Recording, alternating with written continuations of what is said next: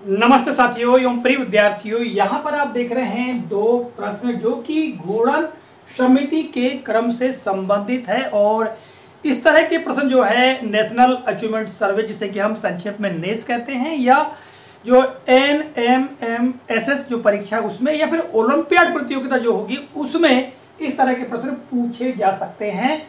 तो यहाँ प्रश्नों को आप देखेंगे तो पहला प्रश्न क्या है कि निम्नलिखित आकृति की घूर्णन समिति का क्रम क्या होगा, और चार विकल्प दिए गए हैं, A1, B2, C3 और D4। ये चित्र दिया गया है, इस चित्र में बताना है घूर्णन समिति का कितना क्रम है।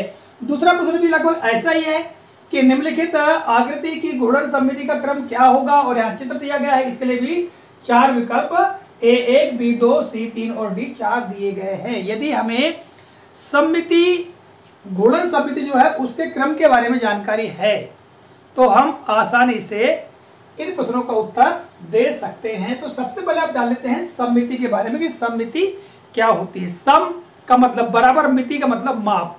यदि कोई आकृति अपनी जैसी ही आकृति पर ठीक पूरी बैठ जाए तो वो समिति कहलाती है ना। बराबर माप में बैठ जाए, कोई भी कोना या कोई भी जो जगह है वो ना बचे, तब ऐसी स्थिति हम कहते हैं समिति। ठीक है, कि तो यहाँ पर घूर्णन समिति की बात कर रहे हैं। तो घूर्णन का क्या मतलब होता है? घूर्णन का मतलब चारों ओर घूमना। जैसे घड़ी के कांटे घूर्णन करते हैं, घूमते हैं। ठीक है, पृथ्वी भी अपनी धुरी पर ही घूर्णन करती है, तो ये घूर्णन कहलाता है। ठीक है, या साइकिल के पहिए की बात करें या मोटर गाड़ी के पहिए की बात करें तो ये भी क्या करते हैं? घूर्णन करते हैं, अपनी जगह पर ही घूमते हैं, जिसे घूर्णन कहते हैं। तो किसी भी आकृति में घूर्णन समिति का क्रम, घूर्णन समिति मतलब जब हम किसी वस्तु को घुमाते हैं। जैसे उदाहरण के लिए हमने यहाँ पर एक ऐसा गोला बना लिया, वृत्त बना लिया, और इसका मतलब ये सेंटर है, और सेंटर में रख के हमने उसको घुमाया ऐसा। ठीक है, वो घूमेगी। अब यहाँ पर कोई आकृति, जैसे कि यही आकृति बनी हुई है, अब इस आकृति को हम यहाँ रख दें और हम ऐसा कितनी बार घुमा सकते हैं कि जो आकृति की स्थिति यहाँ पर है वैसी ही स्थिति घुमाने पर भी बनी रहेगी। कितने बार इसको हम घुमा सकते हैं, यही बात है। कितने बार हम घुमाएंगे तो पहले जैसी ही स्थिति रहेगी। दूसरा, या जो चित्र दिया गया है इसमें भी वही बात है कि इसको हम कितनी बार घुमाएंगे, 360 डिग्री जो है आसपास कितनी बार घुमाएंगे तो पहले जैसी ही स्थिति बनी रहेगी। यही है घूर्णन समिति का क्रम। ठीक है, या इसे हम घूर्णन समिति का क्रम कहते हैं। किसी भी वस्तु के बारे में पूछा जा सकता है। तो चलिए इन प्रश्नों में हम देख लेते हैं। तो जैसा कि ये प्रश्न दिया गया है तो यहाँ पर चित्र को आप देखेंगे तो चित्र में जैसे कि ये स्थिति बनी हुई है। ठीक है, इसको हम एक बार पुनः यहाँ पर चित्र को बना लेते हैं। ठीक है, इसके माध्यम से समझने का प्रयास करेंगे। ठीक, ये देखिएगा, मैं चित्र तैयार कर लेता हूं और उसके आधार पर फिर हम बात करेंगे। ठीक है, जे और जी, ये चित्र बन गया मान लो। तो अब इसको 360 डिग्री मतलब यहाँ पर ये जो है इसकी धुरी इस पर से घुमाना है। तो ऐसे कितने बार, देखो यहाँ छोटे बड़े हो सकते हैं। ठीक है, यहाँ छोटे बड़े ये आपको दिखाई दे सकते हैं, परंतु आपको ये समझना है कि एक बराबर ही है। ठीक है, तो इसको हम कितनी बार ऐसा रोटेट करें, कितनी बार रोटेट कर सकते हैं, घुमा सकते हैं, तो ये पहले जैसी ही स्थिति में रहेगा। फिलहाल स्थिति ये है, तो ऐसी ही स्थिति कब बन सकती है, कितने बार घुमाने में बन सकती है। तो देखिए, हम यदि इसको इस खंड को उठा के यहाँ कर दे तो ये पहली स्थिति आ जाएगी, यानी ये वाला भाग यहाँ जाएगा, ये वाला भाग यहाँ चले जाएगा, ये वाला भाग यहाँ चले जाएगा। ठीक है, तो ये पहली एक बार हो गया।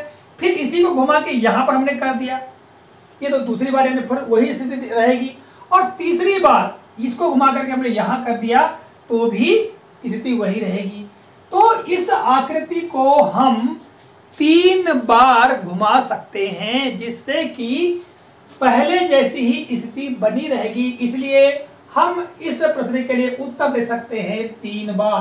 ठीक है, घूर्णन समिति का क्रम कितना होगा इसमें, इस आकृति में 3 होगा। अब इस चित्र की हम बात कर लेते हैं। तो देखिए, इसको मैं यहाँ पर एक बार बना लेता हूँ। ठीक है, ये इस चित्र का भी हम यहाँ पर बना लेते हैं जी। और इसको हमको यहाँ से घुमाना है। ठीक है, इस जगह से घुमाना है। तो पता ही हम कितनी बार घुमा सकते हैं, तो पहले जैसे ही आकृति दिखाई देगी। अब देखिएगा इस भाग को हम यहाँ ला दे तो एक भाग पहले ऐसा ही दिखाई देगा, और दूसरा फिर उठा के हमने इसको यहाँ पर ला दिए मान लो, तो 2 बार, ठीक है, तो ये घूम जाएगा। तो कुल मिला के आप यहाँ पर देख रहे हैं कि केवल इसको हम 2 बार घुमा सकते हैं, तो स्थिति ज्यों की त्यों रहेगी। ठीक है, तो इसमें क्या होगा, घूर्णन समिति का क्रम 2 होगा। ठीक, अब एक महत्वपूर्ण बात मैं आपको बताता हूं कि एक वृत्त की हम बात करें तो एक वृत्त में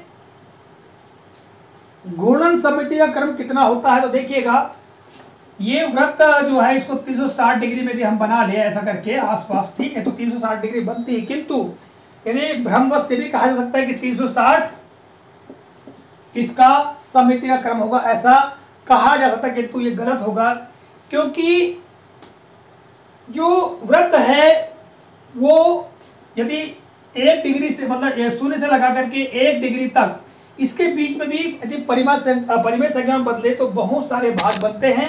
तो थोड़ा सा भी अगर हम इसको बदलते हैं, थोड़ा सा भी इसका भाग घुमाते हैं तो पहले जैसी ही स्थिति रहेगी। तो इस तरह से एक वृत्त में अनंत समिति के क्रम होते हैं। ठीक है, तो इस तरह के प्रश्न जो है आप लोगों को पूछे जा सकते हैं, जैसे कि मैंने आपको परीक्षाओं के बारे में बताया, एग्जाम के बारे में बताया।